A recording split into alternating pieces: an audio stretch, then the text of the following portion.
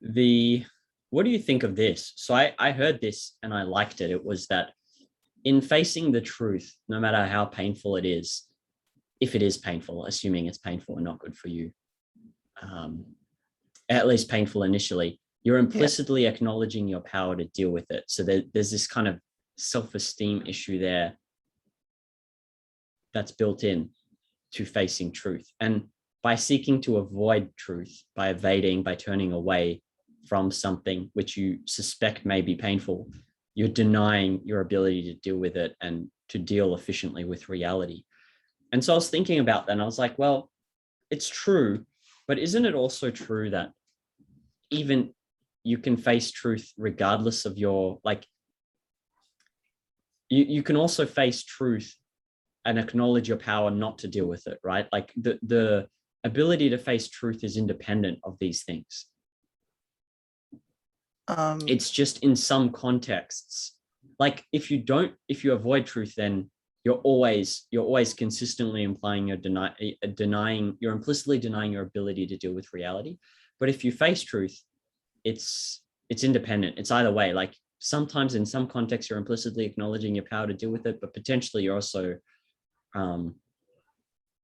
you're just facing the truth is like you're just recognizing your own destruction and your inability to deal with it, something like that. Do you get what do you see what I'm getting at? I think so. I mean, I would say that, yeah, you were saying sometimes you could face the truth and it shows that you're doing something bad, but I think even just still by acknowledging that, in some way you acknowledge you have power to deal with it, that it doesn't psychologically push you away. I'm trying to think though, is that really enough motivation to, if you face the truth, is that necessarily saying you can deal with it? I mean, I think implicitly it should, because you're saying you're willing. Right. But then No again, matter what happens, you're willing and you're able to deal with it and make a choice that is good. Maybe put it that way. Good, which is good includes, even Aristotle says there are, he said something about there are things that make your life not worth living, something like that. So it's still your ability to be good, to make the right choice. Yeah. I'd put it this way, that you're always faced with the truth. Then you have a choice to being willing to stay standing face to face with it, or do you choose to turn away and run away once you notice?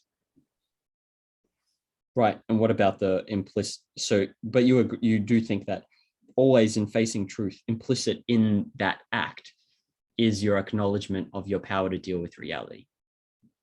If you decide you're willing, we're not the moment of just noticing, because it's not up to you to just see something, but once you do see, it's up to you to be willing to continue to face it, to continue keeping looking at it, being face to face with it. And then you could say you're implicitly, I think you're acknowledging that you can deal with it. I think psychologically it means that by thinking about it, you even are dealing with it at the same time. Right. Okay. I like that anyway. I didn't think about that before, but I heard it on a self-improvement podcast, but actually it was a good point. Yeah, I think so. What are your thoughts on, if you want to learn about the world, reading newspapers as opposed to books? Like, do you read the news at all?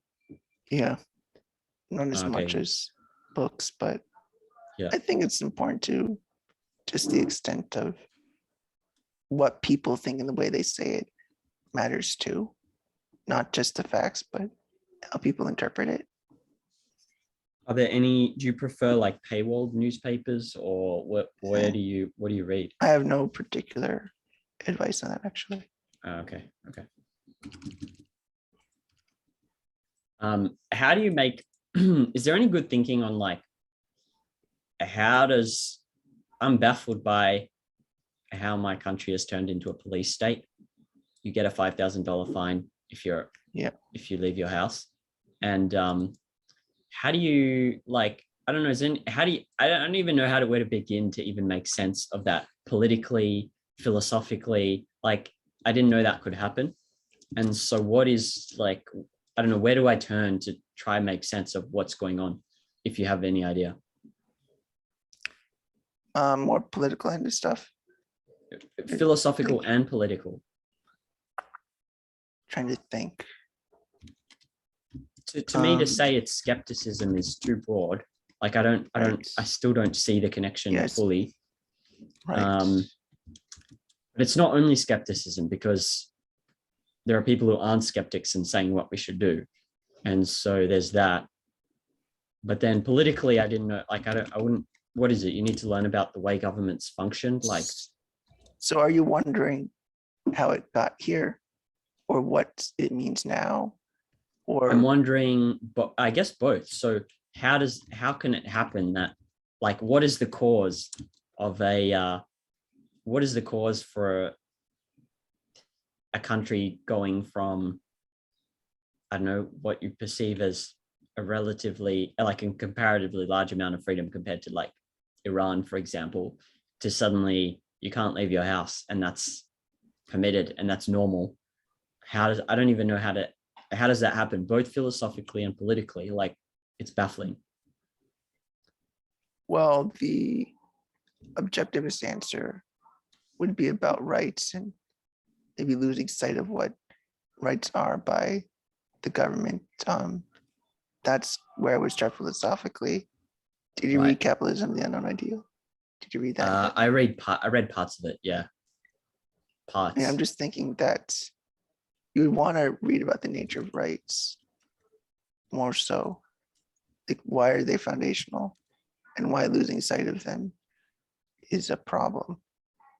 Like, it should show the nature of what individual rights are. That, like, why is it that you call it a police state or even use that strong language? Is because something is being denied to you, probably. So you need to look into, well, what is the nature of rights? Are you really being denied those things? Which you are, but that's what you want to ask yourself. Right. And then philosophically, is it skepticism? I've heard that, but I couldn't quite make the connection. It could be, depending on their reasoning. I would say more in terms of ethical beliefs, like probably utilitarianism. More like that, than skepticism per se. I haven't more an ethical belief. Yeah, I want to go into epistemology so much to identify the error. Yeah, it might be there, but I think the core issue, as far as government function, is a question about ethics, which is our ethical approach, which in this case probably relate to utilitarianism or consequentialism. Either term works. I think one of the later lectures is on that, right? Probably. Utilitarianism. I'm sure there is. Yeah, okay.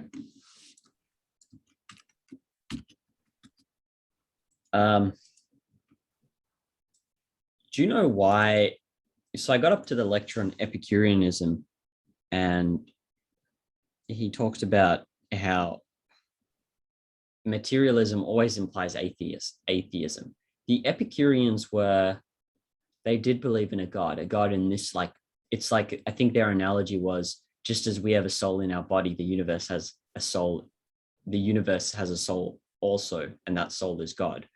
But why does the materialism necessarily entail atheism? Is that just because there can't be consciousness in materialism? I would think that it explicitly says there's no like mystical soul, there's no non-tangible thing. Right. I mean, I guess you could say that there are gods that could exist that are material, that are like on Olympus or something, but not a Christian God, no. Right. Okay. So it is because of the fact that everything is reducible to physical phenomena. You can't have like this atoms. other. Yeah, you can't have the other dimension. Right. Yeah, it's just everything's just a collection of atoms. There's soul atoms, there's physical atoms, and they're still tangible atoms, but there are things out there that exist in this reality and bounce around. On the topic of billiard ball metaphysics, the atomist metaphysics, everything happening because of mechanical law. Yes. Is it for them though? It's actions with entities, right? Like the billiard board metaphysics, I thought was actions without entities, but for the atomists, they do have, like, it's the atoms that act. Or Well, yes, but it's merely mechanical reaction. It's not that there's any other nature to them except movement. It's reducing it to movements. There's just okay. things that move, and that's all it is.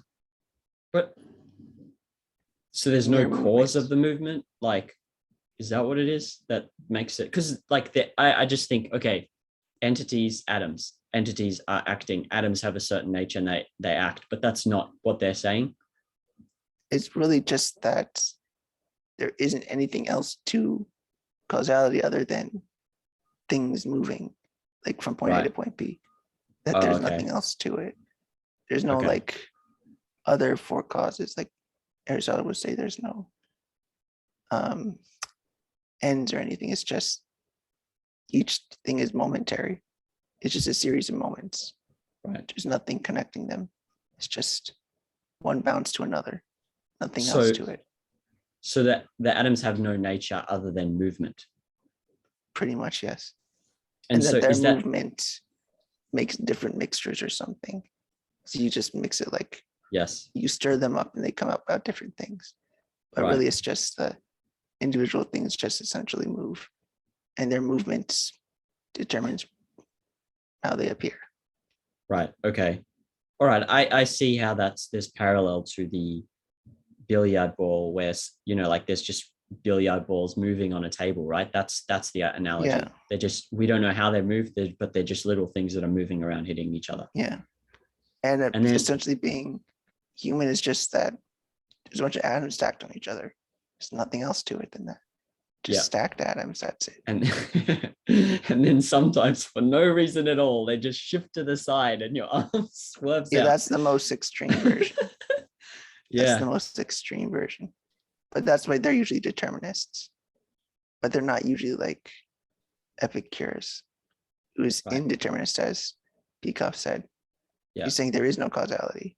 I mean, that's a different way to take it. You could either argue that everything is determined because of that, or that nothing is determined because of those Epicurean swerves. Right. But he said that, so I guess the principle is that there is no cause and effect as a universal law, but sometimes cause and effect operates, and sometimes for no reason whatsoever it doesn't. Is that accurate? For Epicurus, for indeterminism, yes. Right. So with the billiard ball metaphysics, in this case, the essential of the billiard ball metaphysics is not about actions without entities. It's, how else would I formulate it? It's something else, right? Because in that case, you do have entities, the billiard's moving around on the table, but you're missing something. The core. If anything, that the events are primary rather than the entities. That they only look at the events rather than entities. So you're looking at the movements rather than the nature of the atoms.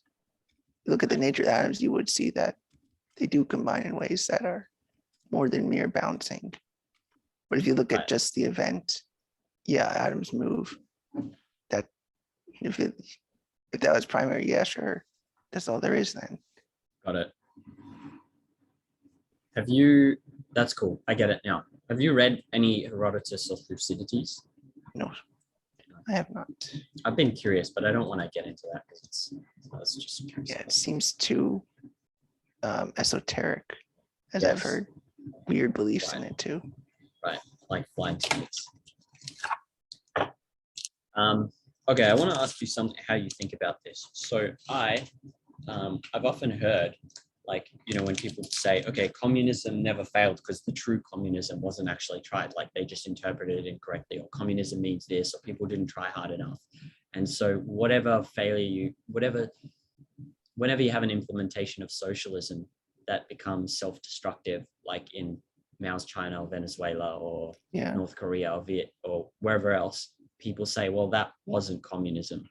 And I had a similar, and I was making the connection because I had a conversation. There's like a group here that will sometimes stand in the street and they have slogans like Islam is peace. And I went to speak to them and just ask them questions. And it was interesting because it kind of made me think of that analogy to what people say about communism. So they said like, jihad isn't about killing infidels. It's a warfare against one's own passions. That's the proper Muslim interpretation. It's the Muslim's purest sacrifice to live for the perfect life and submit to God. Or on this quote about the holy war, the proper interpretation, the Prophet is against killing non-combatants, is against torturing prisoners, is against the destruction of crops, animals, and homes. And there's like, they gave me all these quotes on women's rights and how women have all these rights in Islam and they don't in other religions. But the point is, it seems like, what do you call this? Because it's like, there's what you see when you look out into reality when some theory is implemented. Then there's what all the intellectuals describe it actually is. And it's, is there a name for this phenomena where there's like this disconnect? And how do you think about what the thing actually is? Because there's, hey, what you see when it's implemented, and then there's what it is when these people describe it.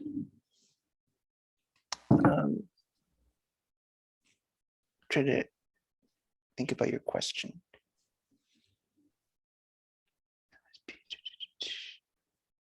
Because if I don't buy into the theory practice dichotomy and I'm like, well, this is what it is in theory and this is what it is in practice, then you should be able to point out where a flaw is. But then I don't know, there's ways to interpret it where it's what you perceive in reality doesn't match up with how would you, like, we can go to the communist example because you might be more familiar with that than Islam, but how do you reason about that? There's a couple approaches.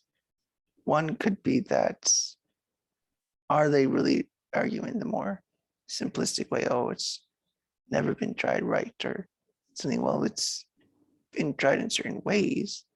We can argue that, but I would think that's not good reasoning to say it's just hasn't been tried. It's not about if it's been tried, I think. Why is that not good reasoning? I don't think it's essential whether or not something has been tried, as much as is it realistic, plausible, or sensible. Many people argue, say, it's against human nature, but that's really beside the point. It's not. Let me start over. Too broad for me. If I said it's against human, and I don't have the knowledge of the subjects to say something like that. Yeah, let me start over. Yeah. So you can start off thinking in terms of, what is communism exactly? Is it just what laid down by Marx? Something laid down by Lenin? Is it something more specific? Is it very general? I mean, in a way, you could say that it's been tried in different forms. There's different ways to do it. Yeah. And there's been modifications, of course, because as you learn about anything, you develop better ideas and better interpretations and more theoretical corrections and all that. Yeah. So, I mean, in that sense, you could say, you can try to say that, well, communism is something that is tried and deliberately tried and modified to improve, and it doesn't get better. It hasn't improved, and it only seems to be, it doesn't seem to be a method or type of government that seems to function correctly. It's not that it hasn't been tried. It's just that it has indeed been tried in different ways. And it'd be on them to say, well, what way hasn't been tried? What are they not doing that they didn't try? Or what do they need to try for them to count as trying? Okay. I mean, it seems like they are trying. And maybe say that. And they might say, but you say real capitalism hasn't been tried. And they might say, it's been tried to be implemented over and over. But then we could say that what is missing? The complete respect of individual rights. So you say that's what needs to be tried. You have Right. to put on them to say, well, what do they need to try to count as real communism? Right. What are they missing? What would be the one thing to try that you think they need to try to Right. say that? Right. And then you could argue about that point. Say, well, I Right. can see that you don't agree with the rest, but the other things that were tried. But this new idea, you could argue with that. You could say, oh, but you think this is right. And you could talk with them about is that a good thing? Right. Not just if their concept is correct, but that their way of doing it is Yeah. even better. Yeah. So in the case of, let's say, religion, that it would probably be the case of stepping back and analyzing it more broadly in terms of faith, right? Probably, or at least in discussing with them, and to go step by step, at least start with, well, why did all those other Muslims do that, or what error are they talking about, or Yeah. what is it in Islam that you actually take issue with? Well, And just to be clear, I'm not ahead. looking to argue with them. I'm looking Right. to try and extract information and Yeah. learn. But I was overwhelmed with when I had this debate, or not debate, when I had this discussion with these people, I was overwhelmed with the amount of quotations they gave me, like showing all these women rights. But obviously I sense something is off because it doesn't match up my perception of, say, Islamic theocracy. Like it just doesn't match at all. But I don't know how to make sense of it. So that was my experience. But yeah.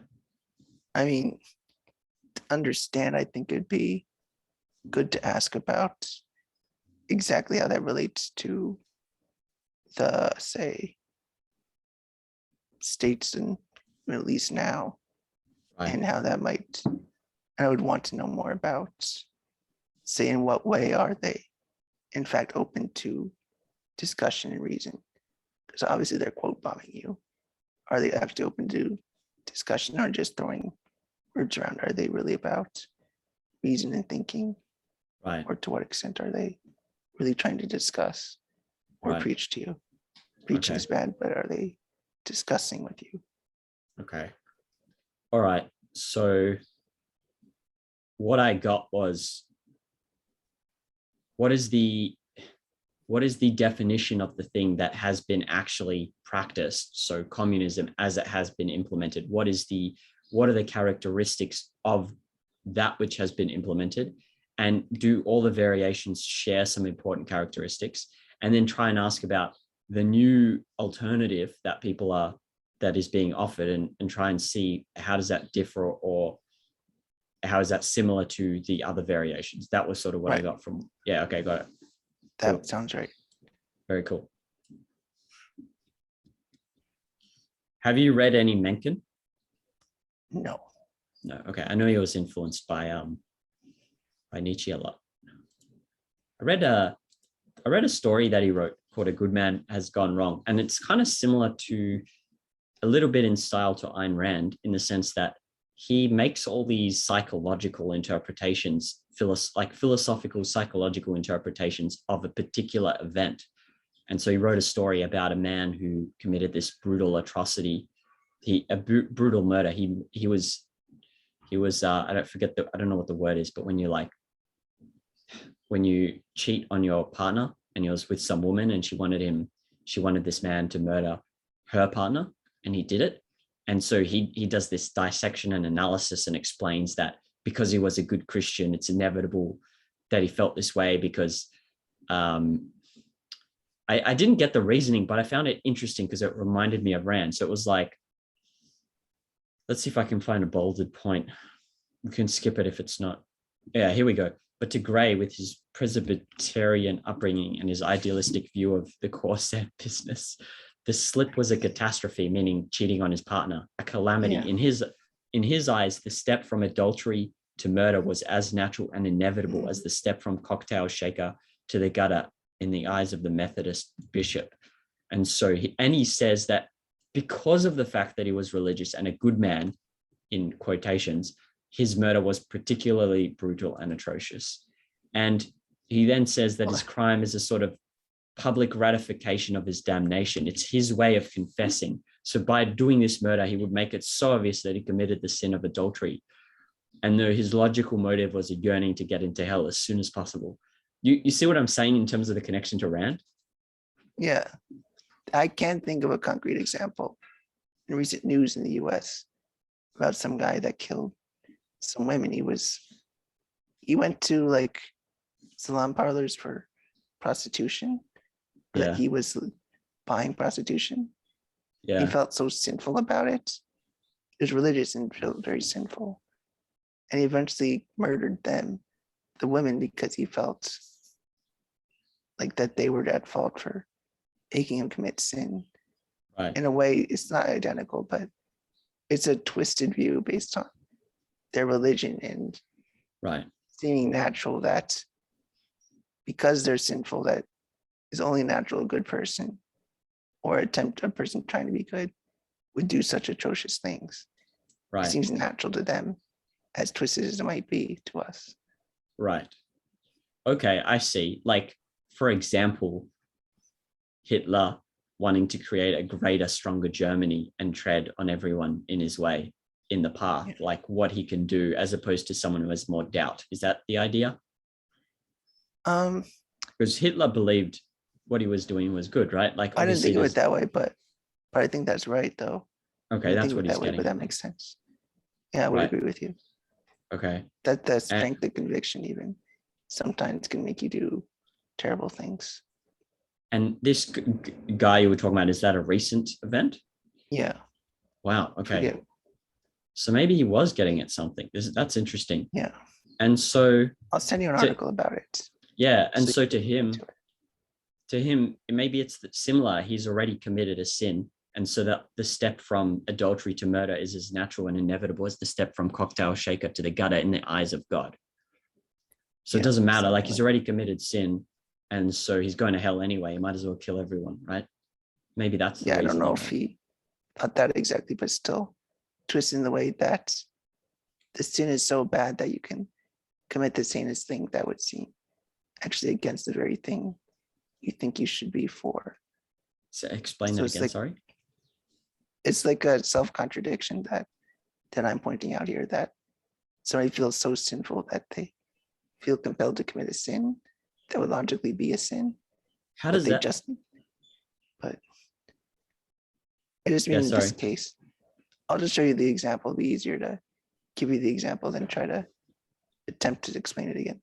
Or like, I don't quite remember all the details, so I don't want to say it wrong. So, right. But it's related that a religious belief pushes somebody to do a murder like that just because it's more consistent in their eyes for their beliefs to do that. But what is, I didn't get the bit about once they've already committed a sin, they'll want to commit another one? No, I meant that they've committed trying to think out what I'm trying to say. That the person like rationalizes, I guess I'm saying. Right. It says his crime was of the peculiarly brutal and atrocious kind that only good men commit. So isn't it saying that this, in Menken's story, that the guy murdered because it was a good thing to do? Right. Well, yeah, we don't know. He says that, well, he does say that actually his motivation was this public ratification of his damnation. It was his way of confessing. If he had any logical motive, I think that was implicit. I think the last person is implicit. What do you mean? He thought it was good, but the truth of it, what it was in fact that everybody else would see, everybody else sees it as like he's saying he's damning himself, despite his claim that he's saying, oh, I'm doing this because I'm good. The truth is he's actually doing it to damn himself, despite his protests otherwise. He's saying, I'm a good man. I murdered her because I'm good. I murdered her for being a cheater. No, he murdered her husband. That's what makes it trickier. Oh. She asked him, this lady he was cheating with, she asked him to murder her husband, and he did. And that's why I'm like, I struggled to, how do you even I don't even get. And this jump that he made here in this article is what kind of fascinated me, of like, you see what I'm saying? In your case, I get it. It's clearer in your example where he murders the women. but in this one, it's less. Yeah.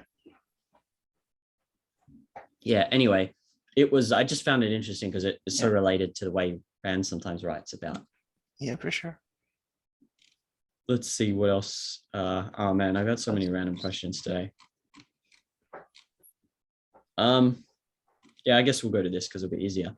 Yeah, so I found these quotes in Economics in One Lesson, and I sort of touched on this earlier, but to me, when I read this, I just thought, okay, this is what she was getting at in the article, the concrete bound mentality. And he seems to say that it's a process of people neglecting to inquire. But I would say, and you can tell me if you think about this, I'm superimposing what I've learned onto this, that, so I would say what's happening and what he's against, what's actually happening, which he perceives differently, is that people are incapable of doing it. At least they haven't trained themselves or they haven't learned to. So they can't see beyond, for example, the psychological advantage of the public housing advocates, because you see the men at work and the houses going up and you see people living in them, but you can't see the jobs that are destroyed, or you can't see the goods and services that are not made. And he says it takes concentrated effort of thought to think of what was not created instead. But I would say that he's saying it's almost like people are lacking the imagination. They're refusing to make a certain amount of effort. But I would say and I think it's probably more accurate, which is, he put in this nice quote at the end, that it's just the incapacity to think that way. Because even when I read this, I'm like, well, how do I know that's true? Like that jobs will be lost here and there. Like the reasoning wasn't, it's not, it doesn't have the power of a concrete. So the issue is, so the issue seems like it's not lack of imagination or lack of a refusal to look. It's more just the inability to even think through these problems as the root cause of what he's describing. What do you mean by inability? I mean, just to me, it seems unwillingness. An inability means in order to think conceptually and trust your concepts, you need to have a certain method in place and you need to have built up confidence in that method. I'm saying most people lack that method and lack that confidence. And so they're not, even if they put in effort, which I am doing in reading this, but I still experience the questioning and the skepticism.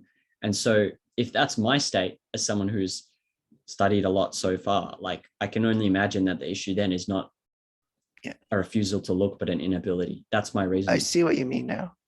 Yeah, in that sense that they lack the method, therefore, of course they can't see it. I would, that sounds right. Great. They lack the method. Cool. And I think it's hard to learn that method. I think many people don't learn it. In school even, it's not always, you either get it or you don't, but nobody tells you. That's the thing. Nobody teaches it. It's just either get lucky and figure it out or you don't. Right. Like a lightning bolt from beyond, from the other dimension. In a way, yeah. You just get lucky here. Fortunately, you just get in the right circumstances. You figure it out, but not everyone can.